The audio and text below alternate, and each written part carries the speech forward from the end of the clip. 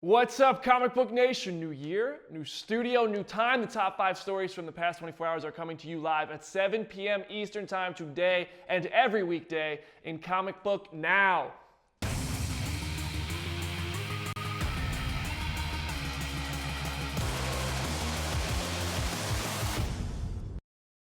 What's up, everybody? Welcome to the show. I am your host, BD, Brandon Davis, joined by co-host Lucas Siegel. Hello, hello. Lucas is sitting here monitoring the comments section right now, so if you have questions, comments, concerns, go ahead, drop them in there. We will answer them live. But first, we have our 5 stories that we have to get through, so let's get to the news, shall we? The top story of the day at Comic Book, believe it or not, yes, a big announcement from the WWE's Paige. Paige has gotten engaged to the exiled WWE superstar Alberto Del Rio to start off the new year and took to Twitter to share this photo of the gigantic new rock on her finger. Rumors popped up about the two back in October, but Del Rio's wife at the time was quick to point out that the two were still married. Somebody moves on quickly there. These two professional wrestlers have been all over social media, but their relationship was recently the subject of an episode of Total Divas, which I'm not going to lie to you and say that I watch. Moving on, Billie Lourd has issued the first statement since losing both her mother and grandmother, Carrie Fisher and Debbie Reynolds, one day after the other over the holiday week. Receiving all of your prayers and kind words over the past week has given me strength during a time I thought strength could not exist. She wrote this on her Instagram page. There are no words to express how much I will miss my Abba Dabba and my one and only Mombi. Your love and support means the world to me. Abba Dabba and Mombi are the pet names Lourd uses for her famous family members, and we are all with her in the mourning of these legends claimed by 2016. Very much looking forward, though, to seeing Billie and Carrie in Star Wars Episode 8 at the end of this year. At least there's some bright spot there. Speaking of Star Wars, its first standalone film, Rogue One, is as much a success as the crew of its titular ship. Clever, Brandon. Thank you, Brandon. The movie became the second highest grossing film of the year domestically over the weekend, topping Captain America Civil War's $408 million. The Star Wars story has hauled in $408.9 million, these numbers as of Saturday.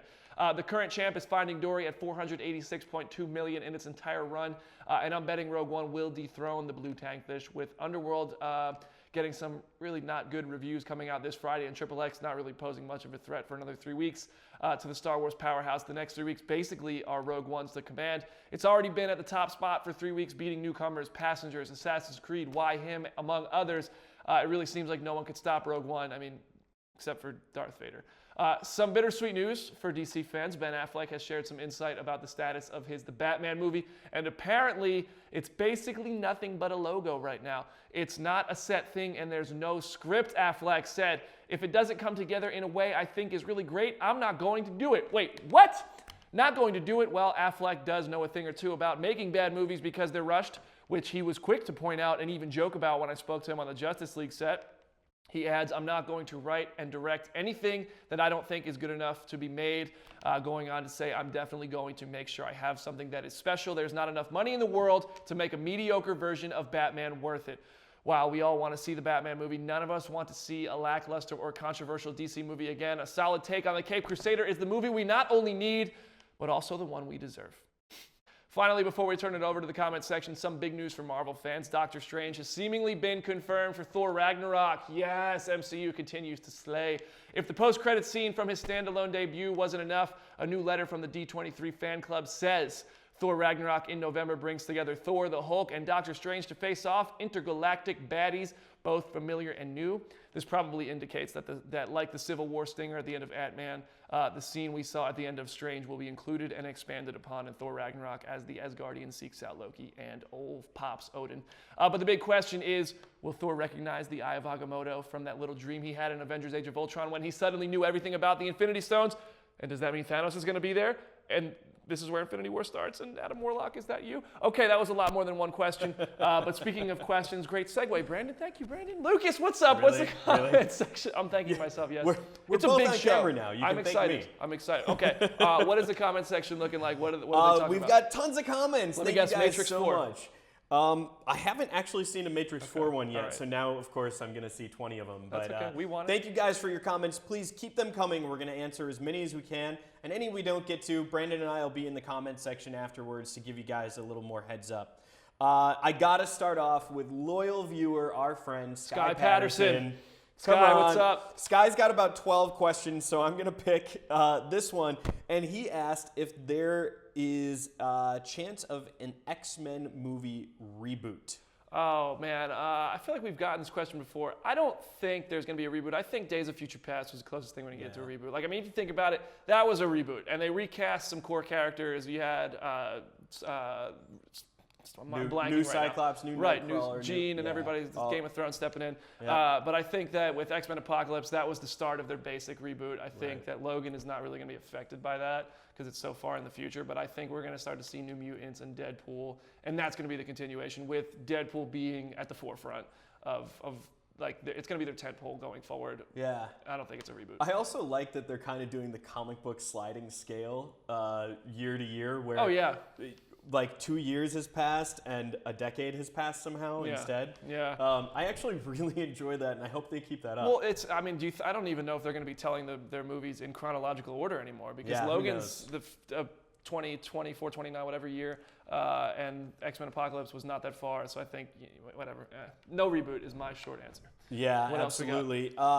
Allie, let's keep it to the X-Men here. Allie Wellens is asking, is Gambit still in the cards? Yes, wow. Amazing pun, Allie. I respect the pun Good work. game. Strong pun game. Love the pun game. Yes, Gambit is still in the cards. I do know that they're still working on Gambit. When it's going to happen is to be seen. I think it's kind of on hold. I think New Mutants is the immediate focus, and Deadpool too. But I will say, yes, Gambit is still coming. So don't sleep on Gambit. It's coming. Salvatore Giglio wants more Jared Leto as Joker. What do you think? Are we going to see more Jared Leto Joker? Sal, yeah, we're going to see more Jared Leto Joker. I mean, you got Gotham City Sirens, you got Deadshot, you got the Batman, and you got a Suicide Squad sequel all in the works. It's going to be. I think they're going to change the Jared Leto's Joker character. Yeah. I think it's going to be slightly different from what we saw in Suicide Squad. Well, we don't totally know when the Batman is going to be taking place yet. Right. If it's taking place after all of these movies, before them. So we might see a little evolution of characters because of all that. And we saw some evolution of the Joker just inside the Suicide Squad movie. Yeah. Where he does actually care for Harley in this universe. Which is weird. Weird, I'll allow it. But has some potential. If Harley looks like Margot, you can care. I mean, you're not going to not care for a Harley Quinn that looks like Margot Robbie. Guys, keep the comments coming. Thank you guys so much. So many great comments. So many great shout outs. So many great compliments about our new studio. So thank you guys so much. We're loving it. You guys so watching far, makes this possible. So I want to give you a shout out. Thank you guys for watching every day because I'm excited to launch this studio with every one of you. All right. Mario Serta wants to know the latest on Incredibles 2. Oh man, it's coming. The whole thing. Michael Giacchino's back. The cat. I mean, it's still in the works. Brad Bird is directing and producing. Yeah. And I mean, I don't know much more than that. Well, the most recent news was that they moved it up. So they actually bumped it up in their schedule for Pixar. It's going to be in June 2018 now. Right. That was a huge move because animation takes a long time, especially animation that Pixar is doing. And then it slays at the box office. So they must have an incredible amount of confidence in that movie to have bumped it up in their schedule. It's a big deal. All right, let's get it's the best another Fantastic Four question movie or ever two made. here. The DC Extended Universe, is it going to continue as it is, or are there any chances of it being rebooted? Absolutely no not. chance. I think there's a huge chance of course correction, which is I think why people like Rick Fumiyawa exiting The Flash. I think that's why things like that are happening. Right. But I think WB is kind of realizing these properties are so valuable. People didn't love Batman vs. Superman and Suicide Squad. Even though they made a killing, that wasn't because people loved the movies. I think it was because of the characters and the actors they put in them. And that the poor reception, I think, kind of damages those brands of the Joker and Batman. And if you do that again, you lose trust and you don't sell tickets just because Batman's in a movie. Yeah, or just because the Joker. So I think there's going to be a little creative course correction. But I was on the set of Justice League. It looks fantastic. You were on the set of Wonder Woman. I've only heard good things. So I think that the landscape might change a little bit. We'll never know what it was going to be originally had people loved Batman vs. Superman and the Suicide Squads that we got. But the release schedule is going to stay the same. The cast is going to stay the same. It's not going to be canceled or rebooted. They promoted Jeff Johns for a reason. He's done incredible things on the comic book side, even just recently with DC Rebirth. Right. And I think right now we need to trust and let Johns do his thing. Let him work on it. He loves these characters as much as you do. I promise you. I've talked to him many, many, many times, and he really, really loves these characters. Yeah, fact. All right, guys, we're going to do one more question. There are so many good ones. I'm really blown away by how many questions we've gotten. Thank you guys so much. Let's go for... All right, this is one of our favorite things to talk about in the office. Matrix 4. Not Matrix 4, not Matrix 4.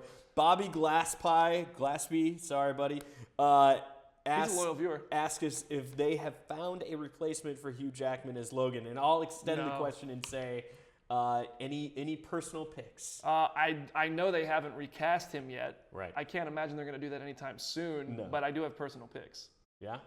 Scott Eastwood. Scott Eastwood all the way. Your go-to. Loyal viewers have probably heard him say Scott Eastwood for 4, 5, 12 other He could play Green Lantern. I need Scott Eastwood to be more than GQ. But Scott Eastwood, I know you like Tom Hardy for that part. I don't mind it. He's a little... Yeah, I'm iffy. I think we might have to go with somebody pretty brand new and really let them grow. Hugh Jackman was brand new. Yeah. He was a gym teacher, pretty much. And then now he's Jack Nicholson. But Jackman, more like it. That's all we have time for today, guys. We will be back tomorrow at 7 p.m. Eastern Time for Comic Book Now. The comment section flying by. Can't tell you how much I appreciate it and appreciate the support on the new studio. And if you want to talk more, hit us up on Twitter, at Lucas Siegel, at Brandon Davis BD. We love hearing from you guys. So be sure to hit us up and follow at Comic Book for all your news. Guys, thanks for watching. See you tomorrow. Thanks.